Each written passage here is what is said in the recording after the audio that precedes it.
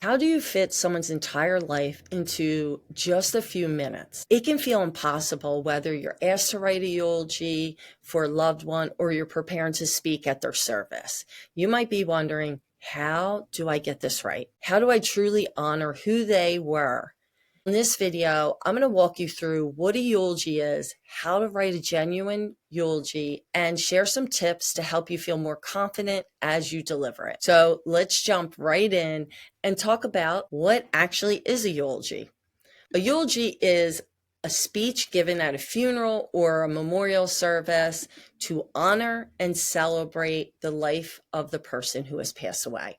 It's a heartfelt tribute that often includes memories, stories, and reflections on their character. And the purpose, it gives us a chance to share who they were, and maybe it's their kindness, their humor, passions, and the impact that they had on our lives. It helps keep their memory alive. It's typically given by a family member or a close friend, but in some cases, it can be the officiant who is doing the service. They may read it on behalf of the family. For many, it is too difficult to get up and speak or to come up with what to say, so they decide not to do one. And later on, sometimes people regret that and wish that they did do one. So I often encourage people, like, if they feel like they have something they would really like to share on behalf of their loved one and want people to know, ask a family member or ask a friend to speak on their behalf, or to help them put together what to say. So now that we know what a eulogy is, let's look at how to write one. Writing a eulogy can feel overwhelming. Facing a blank piece of paper when you're already grieving is no easy task. Trust me, I know, because I've done it on 5 different occasions, and some were easier to write and some were really hard. And the hardest one was the first one I did, and that was my first brother. I was 25. The loss was traumatic. It was shocking. It was unexpected. And at 25, I was also trying to plan this funeral. I had no clue what I was doing. And somewhere in my head, I kept saying, I think I have to get up and say something. Someone needs to get up and say something about my brother. And I think I only went to one funeral prior to that. So I walked away from everybody at one point and said, I have to get some time alone and think of something to say. I remember going down the street and sitting on a rock and looking at the water and just staring at a blank piece of paper. It was so hard because I was just in so much pain and in so much grief. So from my experience in doing eulogies as well as working with people, here are some things that might help you get started so it doesn't seem so overwhelming. First, you want to start with a list of memories. Just jot down memories that you have and you remember, whether they're funny or maybe they were sad or they were just meaningful. Any memories that you have. You're not going to use them all, but you want to just start to jot down things that you can remember and moments that were meaningful or conversations that you had or maybe special traditions that you shared together.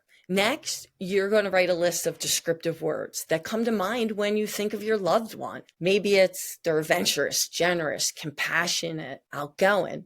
These can help shape your speech as when you get to writing it. And last, talk to other people. Ask family, friends, their favorite memories or how they would describe your loved one. This can spark meaningful stories that you might want to include in your eulogy. Now that you have a brief outline of memories and words that describe your loved one and stories maybe from others, it's time to structure the eulogy. While there's no right or wrong way to do this or format, here's a simple structure that can guide you in how to write your eulogy and put it together. First, you're going to start with a simple introduction of who you are and your relationship with the person. And you want to also maybe open with a meaningful quote or a memory or a characteristic that your loved one had. So for example, my name is Linda and I was blessed to be Jeff's sister. He was more than my sibling. He was my first friend, my first playmate, my constant companion, and my fiercest protector. So you want to do something like that. And next, you want to share 2 or 3 specific memories. I know that sometimes there's a time frame on it, so you have to keep that in mind.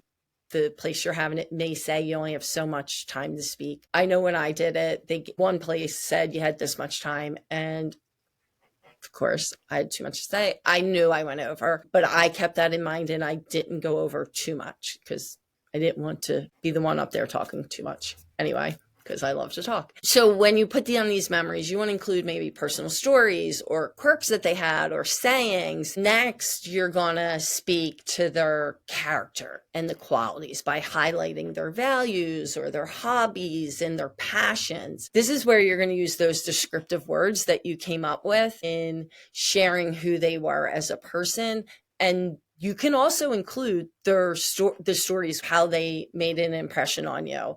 I know I combined them too. I didn't have it separate in this list. It's just the outline. So I got up and spoke at my mother-in-law's service as well. And I included what stood out to me. Her qualities and characteristics were her faith and how she put her family first and how important that was to her and how she was very loving, caring, and inclusive in inviting everybody in. I was able to share that, and I shared those 3 characteristics. I also shared stories, and I incorporated how it impacted my life. Last, you're going to include the closing tribute.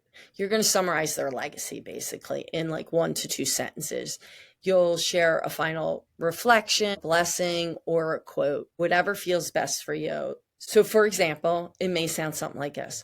While we're all sad to have lost an amazing person, it's important to remember the legacy that she left behind. 1, the importance of family. 2, keep an open door, let others in, and bless them.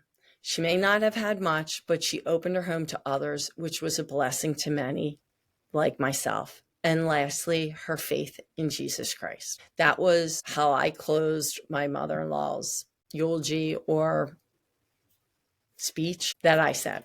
So once you've written out your eulogy, here are 5 tips for delivering it with confidence and grace. 1, you'll want to practice out loud. You'll want to read your eulogy aloud several times, maybe in front of people. This is going to help you hear how it flows and allow you to catch anything that sounds awkward or you don't like, as well as it just will get you comfortable in saying what you want to say. You want to speak slowly and clearly. When you're emotional, it's easy to rush. Take a breath in between sentences and speak slowly. 3rd, you want to pause for emotions. It's okay if you get emotional. It's human. If you need to pause and take a breath and then go continue, that's fine. I know for me, I paused, took a breath because I was starting to get really choked up. I also paused because I was laughing. It's fine. Take your time. 4th, you want to use notes, but not a full script. You don't want to get up there and read it. You want to have bullet points just to kind of cue you and guide you in where you want to go and help you stay on track so it can keep your delivery natural. Number 5, bring some water. Grief can get your throat very dry and people might do that. So it's important to just keep a bottle of water nearby. There's no perfect way to write or deliver a eulogy. It simply needs to come from your heart. It's all. Whether it's full of laughter or quiet reflection, what matters the most is that it honors your loved one in a way that feels right to you. I have been to some funerals that I was crying listening to the eulogy. Some had me laughing, like with tears coming out. It doesn't matter. It's what is right to you in a way that honors your loved one. Share with me a memory that you have of your loved one in the comments below. If you've written a eulogy and you have any tips that you could share with others, please also share that in the comments below. I love to hear from others and love to learn from people. And if you're currently writing a eulogy, know that you're not alone. You're giving your loved one a beautiful gift by sharing their story. If you like this video, be sure to like it, subscribe for more, and until next time, continue mending piece by piece, one step at a time.